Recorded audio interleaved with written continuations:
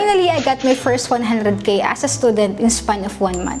And in this video, I will share to you the roller coaster but fulfilling experience I had in getting my first 100k. But mind you guys, this is a hard-earned money. Hindi siya galing sa mga crypto, NFT, or easy money investment. And I'm sharing this to you because hindi lang ako naka-earn ng money, but I also learned a life lesson na kung saan maaari ditong makatulong sa'yo bilang estudyante. Let's get started. So, ang hirap kumita ng pera kapag estudyante ka, lalo na kapag malayo ka sa family mo, because yung family ko nasa province and I'm in the city. Living here in Manila is very survival. Kaya nga nung first year college ko, I was forced na mag-apply bilang call center agent habang nag-aaral para masustain yung life ko dito. Salary naman, pretty decent and working ka lang sa bahay, but my inner self is cringing. That's why I was forced also to leverage my passion and skills to earn money. So I'll be direct to the point, hindi na ako magpapaligoy-ligoy pa. This amount of money comes from photography. Yes, anyone can start photography, but you have to do it right. So here's my tips in my journey in getting my first 100,000. Number 1, you have to just start. I remember back year 2022, sabi sa akin ng best friend ko na business partner ko ngayon na, Uy Mira, magpicture ka na. Kahit PA mo lang ako. kasi matagal ko na rin nasabi sa kanya na gusto ko na mag-start ng photography at gamitin yung camera sa bahay.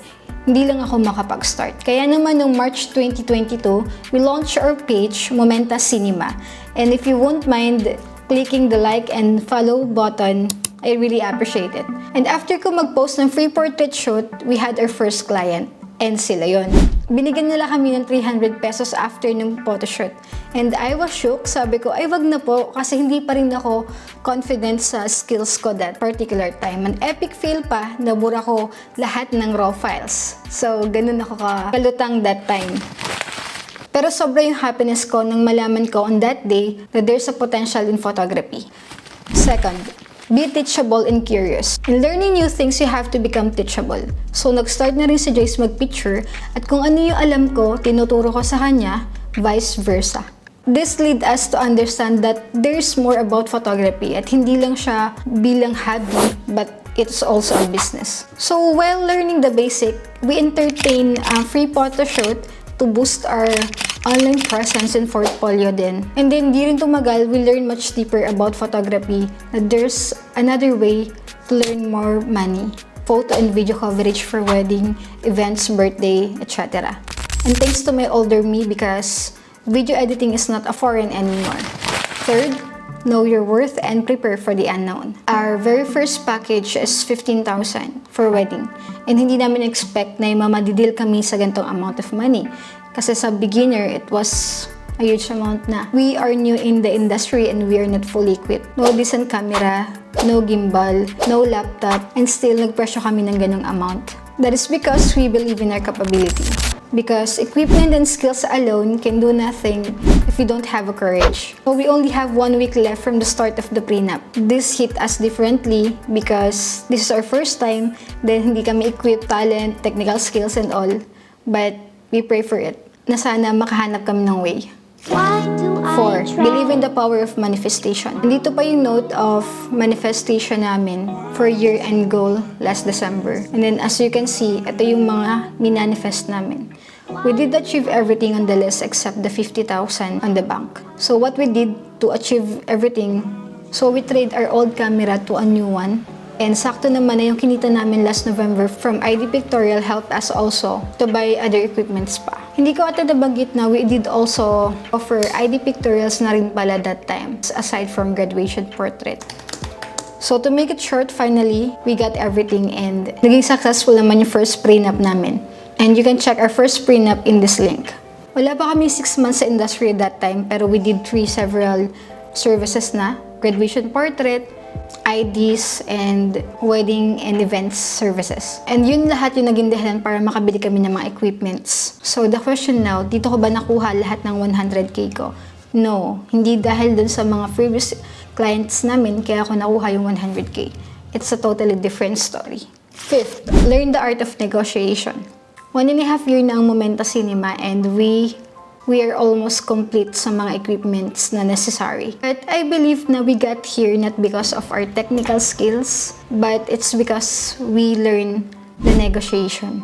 So, meaning to say na sa industry na to, hindi sapat na magaling ka sa lahat. Sometimes you have to close the deal and that's it. So, katulad na lang itong iba naming side hustle, print on demand. We also did these things not because we are good at printing, but we just closed the deal with the proper help of the right person. And katulad na lang din itong graduation ng mga police for training. So, we just close the deal and connect to the right person, and that's it. Number 6, rejection will come, you just have to accept. April to May 2023. So this is the graduation part na. Knowing that we have the opportunity to become a official photographer for almost 3,000 students, we did everything to close the deal. Just like I said before, we learned the art of negotiation. After a month of manifestation and prayers, we finally closed the deal. Yes, kasi this deal is not just an ordinary deal, pero ito yung deal namin sa biggest high school in the entire city of Taguig. So sabi ko nga, ito na ata yung magiging biggest hit ng Momento Cinema. But we are rejected. Yes, masakit pala talagang ma-reject. Pero hindi lang kami basta na-reject kasi kapag start na kami mag-picture ng 250 students, so from 7 a.m. to 2 p.m., nag-picture na kami and all. Nakarating sa amin yung balita na hindi na kami ang official photographer for the school. Ang masaklap pa, hindi nila sinabi sa amin before mangyari or before kami makapag-render ng service. So yes, rejection comes kapag malapit mo nang ma-achieve yung goal mo. Inamin namin na nangarap kami na magkaroon ng sasakyan that time. Nakakatawa, di ba? It all suddenly fades. At first, ito yung reaction namin. Guys, so nagpa-pack up na po tayo ngayon. Ayun na po yun, pack up na po kami. Ayun na po, malungkot na po siya. Kinuha na daw ng LGU, shout out sa inyo. Grabe po yung aming nararamdaman ngayon kasi ang dami po namin bit-bit pababa. Medyo nakakaya po magpakita sa mga tao. Hindi naman tayo pwede matulog dito. So parang ang saya-saya namin, di ba? Pero pag uwi namin, hindi na matigil yung luha ko. Biyak na talaga ako kasi I felt betrayed, siguro. Kaya ako naiyak and I cried out loud. Knowing we sacrificed everything from our school, schedule namin sa school, nga, equipments, efforts, and then may kausap ka na rin mga tao, so commitments. Pero wala kaming choice but we just have to accept it.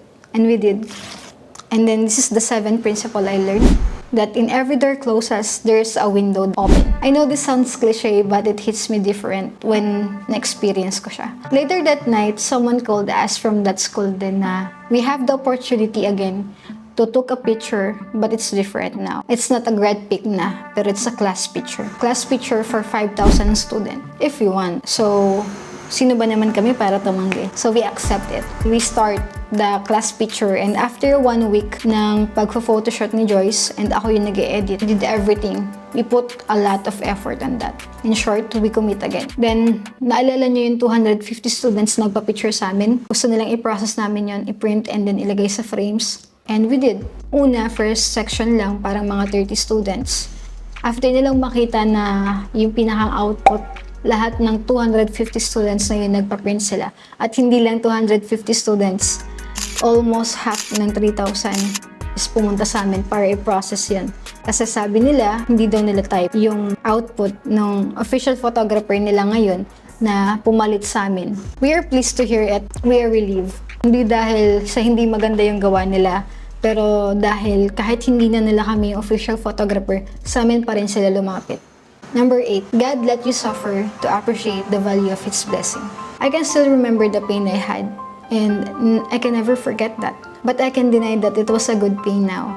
It was replaced by fulfillment and happiness. But of course, we deeply thank Kuya Ram, Ate Lisel, and Sir A for helping us, and even though ganito yung nangyari. June 18, 2023, we had our first initial division or hatian. Hatian namin ni Joyce sa pera.